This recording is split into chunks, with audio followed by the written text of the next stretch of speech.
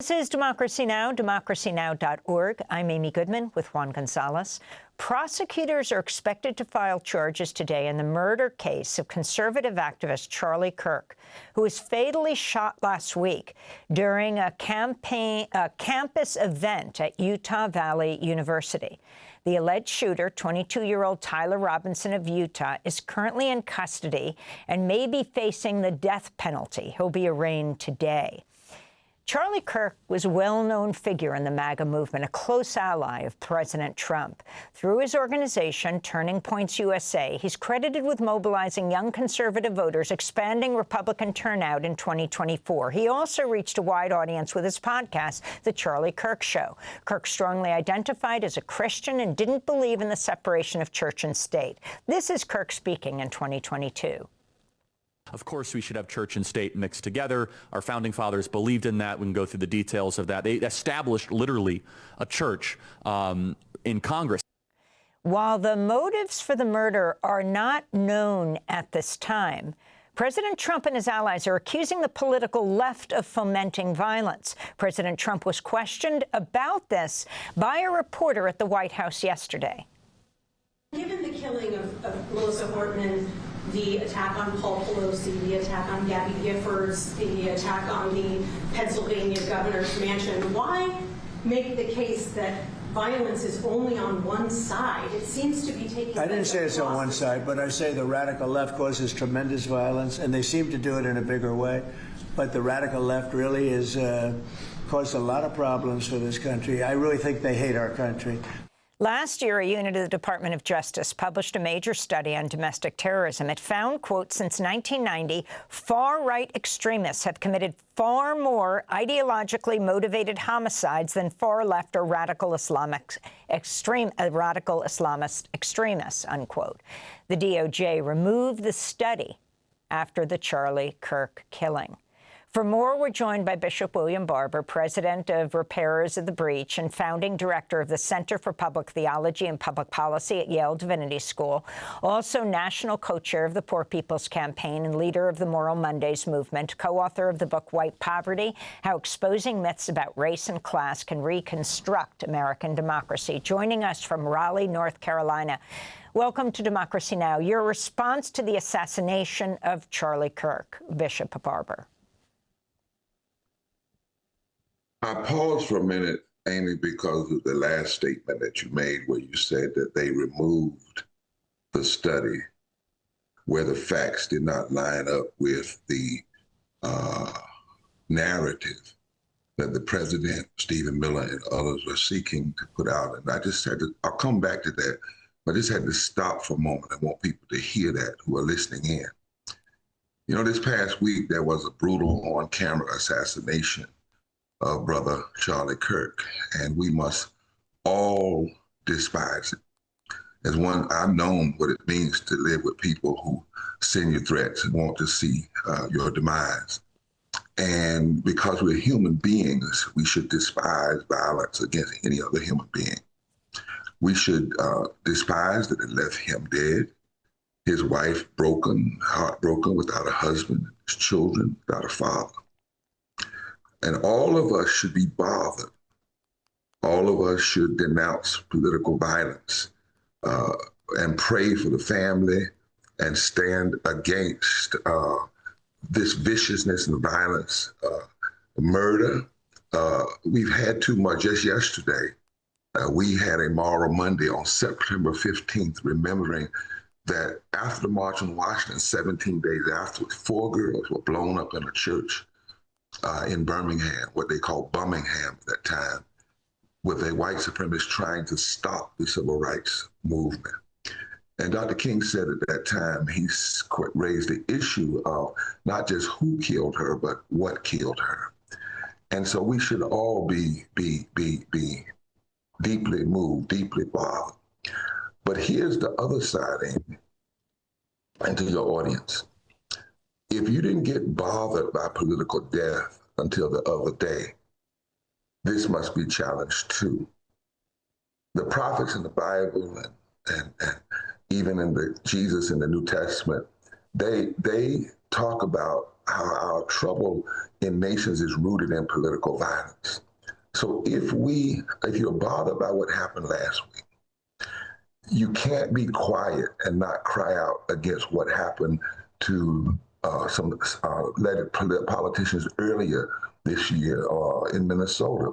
If you're bothered by that kind of what happened last week, you have to cry out also against the 800 people who die every day from poverty and over 200 and some thousand who die every year from policies that cause violence among the poor. You have to cry out against the hundreds of thousands that died needlessly during the height of COVID and still die from the lack of health care. The lack of health care in a nation where politicians in the middle of a pandemic refuse to ensure health care. And one study says over 350,000 people died not from COVID, but from the lack of health care. You have to cry out against any kind of political violence. You have to cry out against the violence perpetrated against the homeless and accented by policies that say lock them up rather than build housing, or when a Fox News host says just kill them, just give them a lethal injection. You have to cry out against threats of political violence in all of its form.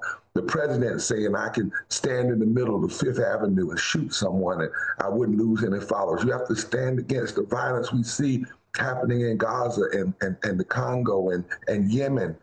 America has been facing a turning point in this society for some time. And the question is, when will America say that death and violence is no longer an option?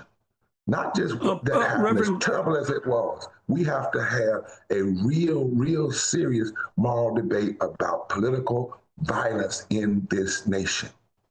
Reverend Barber, I wanted to ask you, during a recent speech at a Senator Bernie Sanders rally in North Carolina, you called Christian nationalism, quote, heresy by another name. Could you talk about that? Well, the reason I called it is because of what the scriptures say. If you go to the ancient scripture, Isaiah 58, that is lifted up by Jews, Muslims, and Christians, it says that the kind of religion, the kind of fasting that God requires is not just saying that everybody pray. I'm paraphrasing. It says the kind of religion that the Lord wants is to speak truth to the nation, to tell the nation its sin, to cry out against oppression, against paying people less than what they deserve, against those things that hurt and cause more homelessness. Throughout the scriptures, there are more than 2,000 scriptures. You go to the New Testament, it says a nation will be judged by how you treat the least of these. And what happens with so-called religious nationalism is that it attempts to lift the flag above the cross. It attempts to suggest that one political side or one political party or one political framework is in fact God's way, when in fact the scriptures are clear about that. And what heresy is when you take something that is truth and you try to twist it, when you try to twist faith to support political violence, when you try to twist faith to give you the right to denounce even those who are trying to live out the call of love and justice. And this is not the first time we've had a debate with a kind of religious nationalism. Religious nationalism was what undergirded the slave masters. They created a religion that said that slavery was all right. It was the kind of religious nationalism that was formed to come against Franklin Delano Roosevelt when he called for the New Deal. There was a religious nationalism that came against Dr. King and many others who were standing up for civil rights. We've always had this debate in this nation, and really we need to have it even the more today.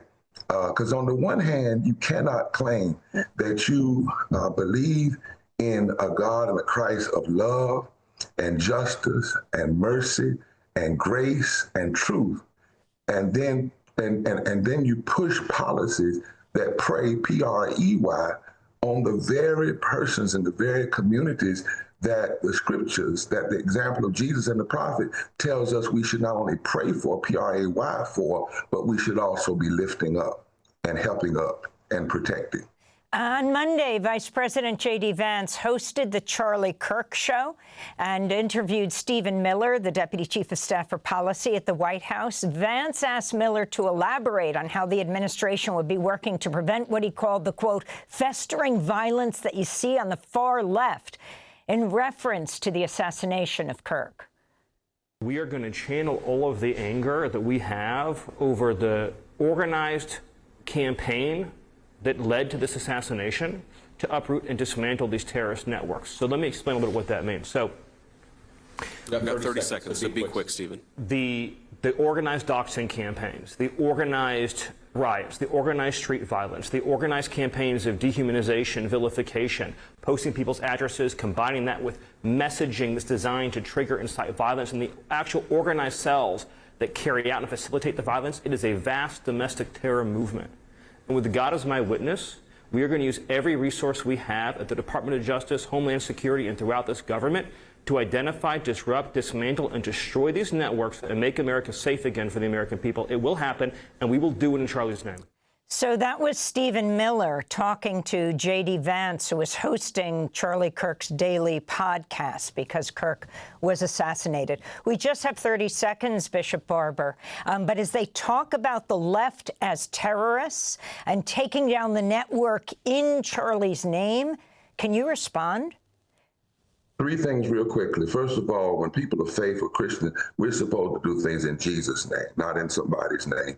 And that Jesus would not be doing what he's talking about there. Secondly, you just said at the beginning of the program that they had documentation of what's really going on, factual evidence, and they removed it from the website because they don't want to deal with the truth. And instead, they want to use a tragic, violent death that all of us should be against and should be concerned about, and use that to stoke more division, possibly more violence, more ugliness.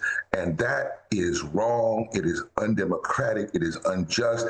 And it does not line up with their oath to establish justice, to promote the common defense, to promote the general welfare, and to ensure domestic tranquility and equal protection under the law. What Steve Miller should be working on is stop terrorizing immigrants, stop pushing policies of health care that are going to cause people to prematurely die, stop being against living wages, and stop trying to undermine equal protection under the law. That's what we ought to be doing, and we ought to do that in the name of all that is holy and good and gracious, and we ought to do it in line with our deepest political, constitutional values and our deepest faith values. Thanks for watching Democracy Now! On YouTube. Subscribe to the channel and turn on notifications to make sure you never miss a video. And for more of our audience-supported journalism, go to democracynow.org, where you can download our news app, sign up for our newsletter, subscribe to the daily podcast, and so much more.